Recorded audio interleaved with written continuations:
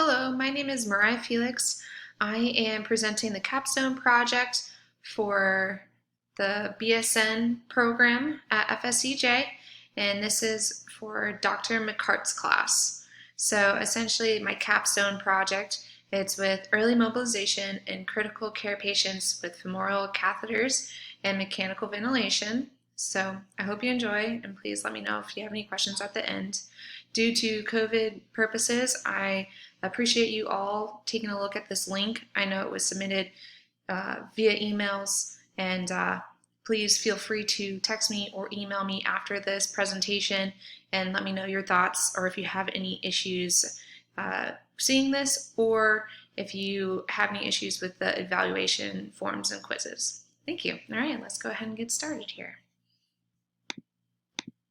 So the objectives of this project essentially is the effectiveness of early mobilization in intensive care unit patients, so ICU patients, to discuss the problems associated with mobilizing patients with femoral catheters and mechanical ventilation, benefits of early mobility in patients with femoral catheters and mechanically ventilated, and finally, evidence-based practices initiatives regarding safety. Okay. So what is early mobilization? Well, early mobilization in the hospital setting is active movements and exercise in which patients contribute to movements early on in care and throughout care. So things as little as just moving your legs are active early mobilization. If you are not able to move your arms or legs, limbs like that, then and someone else is helping you, that's passive movements. But the goal is to get you actively moving as soon as possible while you're in the hospital. Now, what is it about early mobilization in ICU patients that's effective?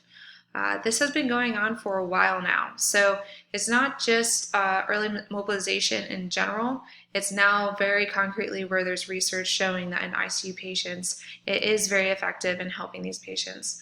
As you can see here, it says 24% more patients regain independent status with early mobility. It promotes strengthening, which is a pretty obvious thought there. And within that strengthening, that's muscle strengthening, mental strengthening. It decreases your length of stay in the ICU. And finally, it saves hospital and patient costs. A little more on that. It decreases joint weakness. It decreases ventilator-acquired illnesses. And it also decreases pressure injuries. As you can see here, this is just a little clip showing a little bit more in detail of the different ways that early mobilization helps people. Okay. So an overview of what we are doing here in this situation is, this is my PCOT. Essentially what we want to know is in critical care patients that have mechanical ventilation and femoral catheters, how does early mobility compared to no early mobility affect patient safety within their length of stay of the hospital system? So, a literature review, an exhaustive literature review was conducted using the FSCJ array of internet database resources. The CINAHL Complete is comprised of full text literature journals for nurses and other healthcare providers. So for what I did originally is I looked into this database, searched for early mobility in the ICU, mechanical ventilation, femoral catheters, and patient safety. It came up with over 20,000 articles, and there was a lot of different dates. So, and not all of them were in English. So I went ahead and put in some filters afterwards. I put it in the English language, and I put it within the 5 years. So at that point, it narrowed down my results to 7,067 articles. The first article I chose was on how early mobilization in mechanically ventilated patients is safe. And then the second article I chose was regarding safety of mobilizing patients with aortic balloon pumps that utilize the femoral artery. I also found a guideline report that was mostly utilized for ICU patients that are mechanically ventilated, but it could be also utilized for the femoral patients, the femoral catheter patients as well, in the sense that this could be used for screening purposes. But anyways, this was published by the Agency of Healthcare Research and Quality and was prepared within that publisher by the Johns Hopkins Medicine. So getting a little more to it, what is wrong with moving patients with femoral catheters and mechanical ventilation? Well, with that femoral catheter in place, you can, for catheters, that's a vague term. So with catheters, you can have a Quinton catheter, you can have a central line catheter to give medications and such. You can have equipment there, so like a sheath. So you can also have, right here, pictured here is a balloon pump, which is one of my articles I found where they did a study for. And you can have an impella in there, which is similar to a balloon pump, but just a little different in minor ways. So there's a lot of different things with that femoral catheter, so I'll start there. The mechanical ventilation is that tube that goes down your throat, as I'm sure a lot of people are aware. So possible complications with these include thrombosis, loss of airway, hemodynamic changes, internal bleeding, migration of balloon in the sense of the balloon pump, limb ischemia, and finally death. Benefits of early mobilization of femoral catheters in mechanically ventilated patients. So a few ways. Dunn et al. Found that the evidence favored many improvements for patient populations, including shorter times on mechanical ventilation hospital stays. So Dunn et al. Essentially found all these articles and research and was able to narrow down and find multiple ways that mechanical ventilation is indeed safe. The Agency of Healthcare Research and Quality proposed that early mobilization has a positive impact against ventilator-associated events in mechanically ventilated patients.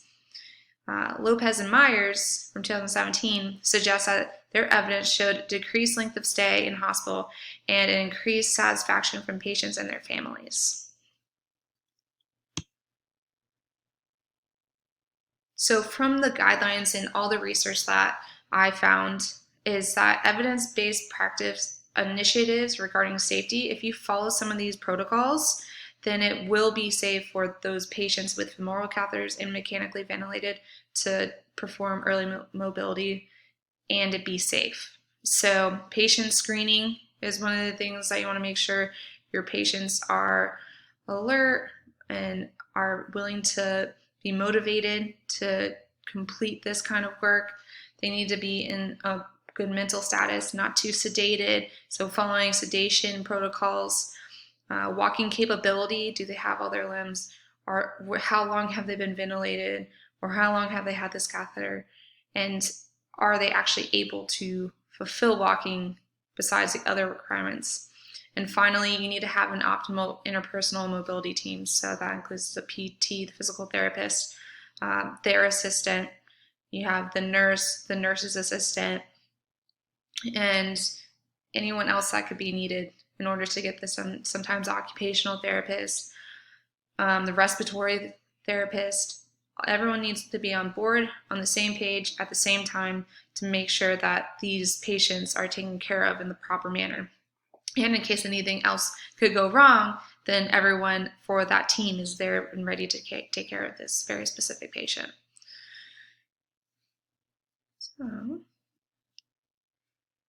So conclusions from the literature review.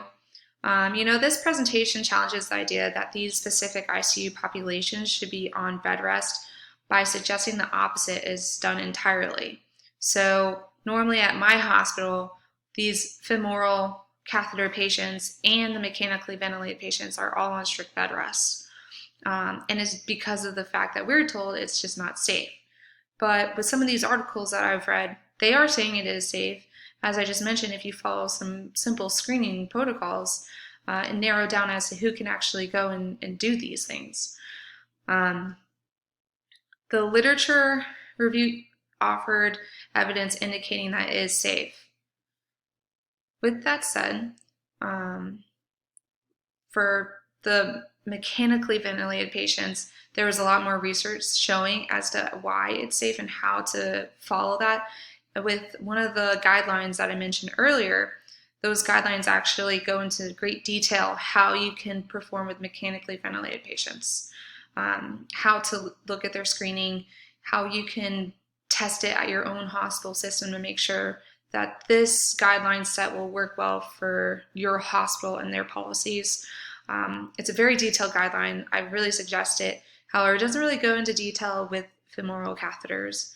Now, for femoral catheters, there wasn't as much information gathered. The 2 articles I did find both suggest that it is safe. Per all observed 80 patients with femoral catheters. However, with those 80 catheters, everything went well. They deemed it be safe, but with that, it was from 2013. It actually was when I didn't add that 5-year filter. And when I found this article, it was really perfect. It was great. It went into all the details, but it's just a little too old to be considered current evidence. So the next article I found was by Lopez and Myers, and that's where they observed 7 patients with femoral intra-aortic balloon pumps, and all of them were deemed safe in their situation. They actually used a tilt table, and that helped keep that groin site from being moved and those catheters and sheaths from being migrating in the artery. So the tilt table seemed to work very well. However, they suggest, because there's only 7 patients, that it really needs more research for it to be conclusive. And so that's what the article suggests. Both articles suggest that more evidence is needed to make this substantial. So with that said, I think that all of the literature I've found has said that all mechanically ventilated and the femoral catheters, patients in the ICUs, it's safe for them. It's going to help them ultimately. I think just that it needs a little bit more research on that femoral catheter side. So with that said, here are my references. I hope that you enjoyed my presentation, and please again reach out if you have any questions at all or just want to further discuss this. Again, I'll send the quiz for you guys, an evaluation form, and a further discussion after everyone has seen this. All the audience members will go ahead and talk about this a little more in depth. All right, well, thank you again. Take care.